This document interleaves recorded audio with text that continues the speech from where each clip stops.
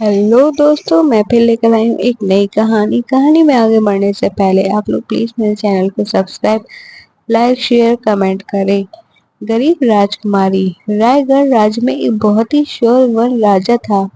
उनकी एक बेटी थी मैथिली। वह बचपन से ही बहुत लाड प्यार में पली बड़ी थी, इसलिए बहुत घमंडी हो गई थी और किसी भी गरीबी की इज्जत नहीं करती थी। राजा, मैथिली कहाँ हो आप? मंदिर हमें जाना है। मैथिली, फिर मंदिर? राजा, गुड़िया आज तुम्हारा जन्मदिन है तो मैंने सोचा कि मैं तुम्हारे हाथों से गरीबों को कंबल दान करवाऊं। मैथिली, पिताजी अगर आपको कंबल दान करना था तो आप ही कर देते, मुझे मंदिर ले जाने की क्या जरूरत है। बहुत कहने पर राजकुमारी मंदिर जाने के लिए तैयार हुई, पर मंदिर में राजकुमारी सबको कंबल फेंक कर देती। राजा, बेटा थोड़ा इज्जत से कंबल दो। तब एक राजकुमारी को आशीर्वाद देने के लिए उसके सिर पर हाथ रखता। मैथिली, ये क्या कर रहे हो तुम? दूर रहो मुझसे। फिर एक किसान वहां पर फलों की टोकरी लेकर खड़ा हो जाता। किसान, महाराज मैंने सुना है आज राजकुमारी जी का जन्मदिन है तो मैं उनके लिए कुछ मीठे फल लेकर आया हूँ। राजा, राजकुमारी देखो तुम्हें बेर बहुत पसंद है ना, ये लो। मैथिली, क्या ये भिखारी मेरे लिए फल लेकर आया है और आपको लगता है कि मैं इस भिखारी के हाथों से फल ले लूंगी? फिर वह फलों की टोकरी को लात मारकर सारे फल नीचे गिरा देती है। मैथिली, इन्हें कह दो ले जाए अपने फल। राजा, राजकुमारी ये क्या बदतमीजी है, माफी मांगो इनसे, ये बड़े हैं तुमसे। मैथिली, नहीं पिताजी, मैं माफी नहीं मांगूंगी। और वहां से चली जाती है। राज में लोग आपस में बात करते हुए। पहला व्यक्ति, अरे देखा आज राजा की बेटी कितनी घमंडी है, के साथ सबसे पेश आ रही थी। दूसरा व्यक्ति, भाई अपनी औलाद को हमारे राजा यहाँ पर नहीं ला पाए, कहाँ हमारा राजा का बर्ताव, कहाँ राजकुमारी का घमंडी से अभाव। पहला व्यक्ति, सही कहा भाई, पता नहीं राजा कभी उसे सुधार पाएंगे या नहीं, किसी के साथ बात तक करने नहीं आती राजकुमारी को। शाम को राजकुमारी के जन्मदिन की दावत में सब लोग भोजन कर रहे होते हैं। मैथिली, पिताजी आपने क्या बनवाया है? आपको पता है ना मुझे पालक की सब्जी बिल्कुल पसंद नहीं, और ये दही बड़ा, मैं दही इतना खट्टा है। और थाली पर से उठकर चली जाती है। राजा बहुत अपमानित महसूस करता है। शाम को जब राजा अकेला बगीचे में बैठा होता है तब उसके कंधे पे कोई हाथ रखता है। राजा, मौसी आप? मौसी, हाँ बेटा, आज मैंने सोचा कि आज राजकुमारी के जन्मदिन पर उसे मिलकर उसे आशीर्वाद दे दूं, और यहाँ आकर देखा तो। राजा, मौसी मुझे लगता है मेरी ही परवरिश में कोई कमी रह गई है, पर अब क्या करूं? वह सबकी इज्जत करना सीख जाए। मौसी, मेरे पास एक तरकीब है, देख मैं राजकुमारी के लिए कंगन लेकर आई हूँ। राजा की मौसी राजकुमारी को कंगन पहनाती है, पर वो कंगन राजकुमारी को चुभ जाता है। मैथिली, मौसी ये क्या कर रही हो? बहुत दर्द हो रहा है, नहीं पहना मुझे कोई कंगन टंकन। कुछ दिन बाद राजा का पूरा राज्य दूसरे राज्य हड़प लेता है। राजा राजकुमारी को लेकर एक छोटे से गांव में जाकर रहने लगता है। राजा, बेटा अब हमें यही रहना पड़ेगा। मैथिली, क्या यही? पर पिताजी मैं इस झोपड़ी पट्टी में कैसे रहूंगी? आपको पता है ना इन गरीबों को देखकर मेरा दम घुटता है, और आप मुझे इन्हीं के बीच में रहने के लिए कह रहे हैं। राजा, हाँ बेटा, पर तुम्हें तो पता है ये है ना कि अब मेरा पूरा राज्य मुझसे छीन चुका है, तो हमें कुछ दिनों के लिए यहीं रहना होगा। फिर राजा और राजकुमारी दोनों उसी झोपड़पट्टी में रहने लगते हैं। एक दिन राजा का काम के सिलसिले से कहीं बाहर जाना पड़ा। राजा, बेटा कुछ दिनों के लिए मुझे दूसरे राज्य में जाना पड़ेगा, बहुत जरूरी काम है। मैथिली, पर पिताजी मैं यहाँ अकेली इन लोगों के बीच में नहीं रह सकती, आप मुझे भी अपने साथ ले चलिए ना। राजा, नहीं बेटा, वही तुम्हारी जान खतरे में खाली नहीं होगी। मैथिली, तो फिर आप भी मत जाइए। राजा, काम बहुत जरूरी है, नहीं तो तुम्हें छोड़कर मैं बिल्कुल नहीं जाता। अच्छा सुनो, यहाँ पर तुम्हें ही खाना बनाना होगा, और हाँ सारा काम भी तुम्हें ही करना पड़ेगा। तुम थोड़ा अपना ध्यान रखना, और हाँ अगर कुछ समझ न आए तो आप आसपास किसी से मदद ले लेना। राजा वहां से चला गया। मैथिली, बहुत जोर से भूख लग रही है, पर अब यहाँ तो मुझे ही खाना बनाना पड़ेगा। पर ये चूल्हा, ये कैसे जलाऊं, ये कैसे जलता है ये?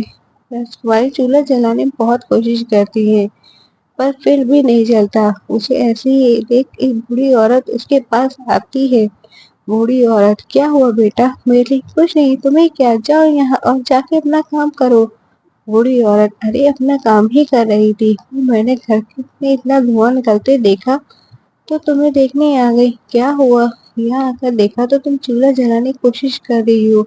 ला मैं तुम्हारी मदद कर दूं। मेरी, मैंने कहा ना मुझे तुम्हारी जरूरत नहीं है, मैं खुद चूल्हा जला लूंगी। बूढ़ी औरत, अच्छा ठीक है, तो तुम ऐसी ही कोशिश करती रहना। मेरी, अच्छा सुनो जल्दी कर दो चूल्हा। फिर बुढ़िया चूल्हा जला देती और खाना बनाने में भी राजकुमारी की मदद करती है। तभी उसकी पोती गंगा उसे बुलाने आती है। गंगा, अरे तुम कितनी सुंदर हो। गंगा, दादी ये राजकुमारी है ना।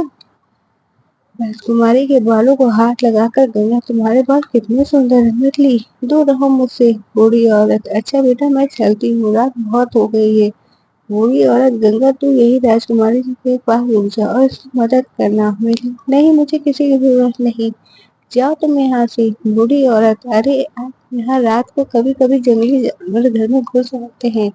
बेटा तुम अकेली हो, तुम्हारे पिता ने मुझे तुम्हारा ध्यान रखने के लिए कहा था, तो इसे यहीं पे रुक जाने दो। मेरी, ठीक है ठीक है, पर तुम मुझसे दूर रहना, समझी। रात को गंगा राजकुमारी के साथ रुक जाती है, पर राजकुमारी गंगा से परेशान हो जाती है। मेरी, अच्छा सुनो मुझे दूध पीना है, यहाँ पर दूध कहाँ मिलेगा। गंगा, वो तो ठीक है, पर आप पहले मुझे ये बताओ कि आप गाय का दूध पियोगे या भैंस का। मीठी, अरे किसी का भी दूध ले आओ। गंगा, तो आप एक काम कीजिए, आप मेरे साथ चलिए, मैं आपको तबेले में ताज़ा ताज़ा दूध पिलाऊंगी। मीठी, क्या तबेला, ये क्या होता है। गंगा, चलो आज मैं आपको दिखाती हूँ। फिर गंगा राजकुमारी को तबेले में लेकर जाती है। मीठी, अरे ये तो मुझे कौन सी जगह पे ले आई हो, यहाँ इतनी बदबू आ रही है। गंगा, अरे राजकुमारी जी ये तबेला है, यहाँ पर ऐसी ही बदबू आती है, पर हमें तो इस बदबू की आदत है। और ये देखिए वो काका दूध निकाल रहे हैं, रोज आपके यहाँ दूध यहीं से जाता है, तो आपको तो ये भी नहीं पता होगा कि हम जब भोजन करते हैं वो हमारे पास कैसे आता है। गंगा, कहाँ से आता है। मीठी, रसोई से आता है और क्या। गंगा, अरे रसोई से तो आता है, पर रसोई से पहले हम अनाज को खेत में बोते हैं, फिर वो 3-4 महीने उगता है, फिर काटते हैं और फिर उसका आटा पीसते हैं, तब वो रसोई में आता है। मेथी, अच्छा मतलब जो खाना खाते हैं उसके लिए इतनी मेहनत करनी पड़ती है। गंगा, जी हाँ, वो देखिए वो काका और बाकी सारे मजदूर खेत में दिन रात ऐसे काम करते हैं, तब जाकर हम खाना खा पाते हैं।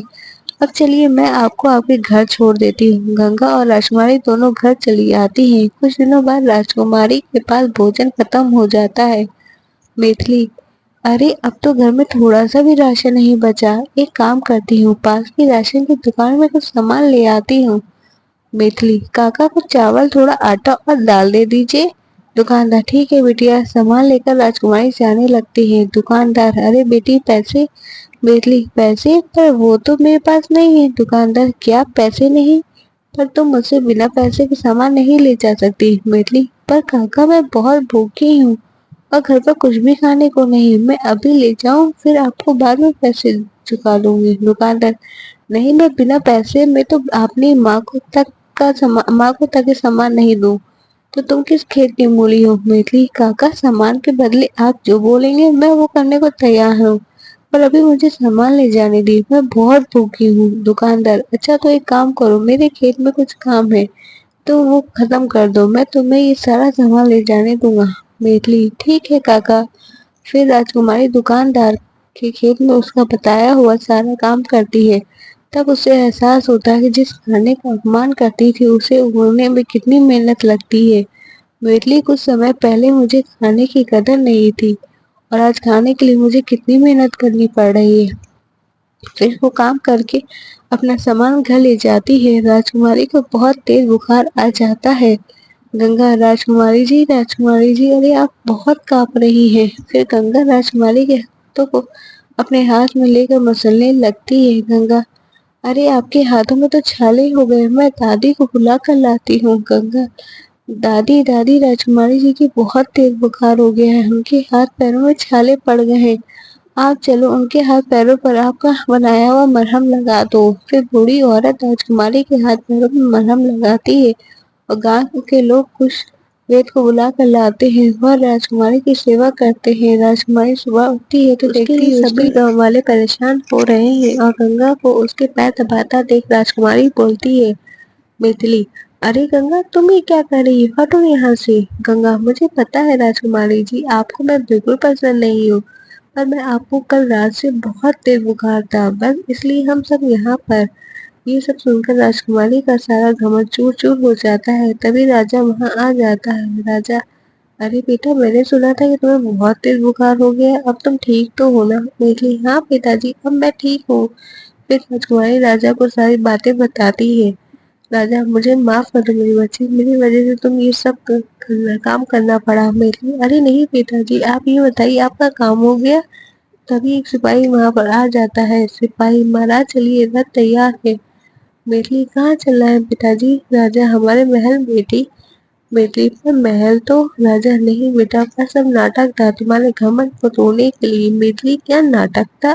पर मैं कुछ समझी नहीं। राजा, हाँ बेटा, नाटक। हमारा महल सुरक्षित है और हम तुम्हें यहाँ इसलिए लाए थे ताकि तुम गरीबों की इज्जत करना सीखो और तुम्हें पता चले कि भोजन को तुम अपमान करती हो उसे उगने में कितनी मेहनत लगती है। और मुझे लगता है तुम्हें यह सब समझ में आ गया है। मिथिली, गंगा, इधर आओ, मुझे मेरे बर्ताव के लिए माफ करना और मैं हाथ जोड़कर सभी राजवासियों से क्षमा मांगती हूँ।